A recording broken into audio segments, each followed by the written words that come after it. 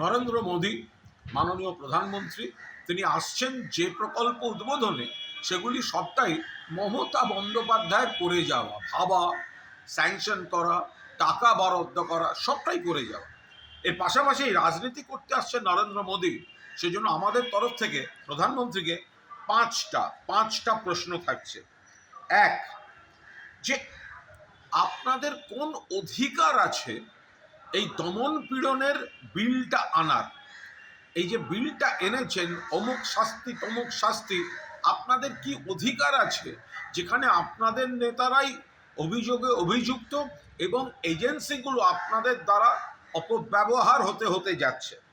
2 নম্বর হচ্ছে, যদি আপনারা এইভাবে ভোটার লিস্টকে ভুয়ো বলেন, তাহলে তার উপর দাঁড়িয়ে নির্বাচিত হয়ে আছেন কিন্তু প্রধানমন্ত্রী আপনি নিজে এবং আপনার সরকার।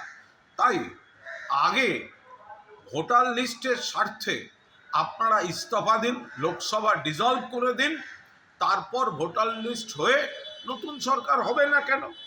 3 নম্বর প্রশ্ন, আপনারা কি দিল্লি যা বলছে, আপনাদের নেতারা যা বলছে, দিল্লি পুলিশ যা বলছে, বাংলাদেশি মানে তারাই হচ্ছে বাংলা ল্যাঙ্গুয়েজ, বাংলা ল্যাঙ্গুয়েজ মানে বাংলাদেশি ল্যাঙ্গুয়েজ, বাংলা ভাষাকে এত বড় অপমান আপনারা সাপোর্ট করেন? আপনারা মনে করেন যে বাংলা ভাষা মানে বাংলাদেশি ভাষা?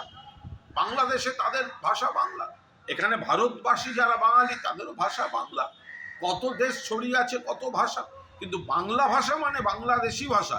এই কথাটা নরেন্দ্র মোদী আপনি কেন নিন্দা করেননি?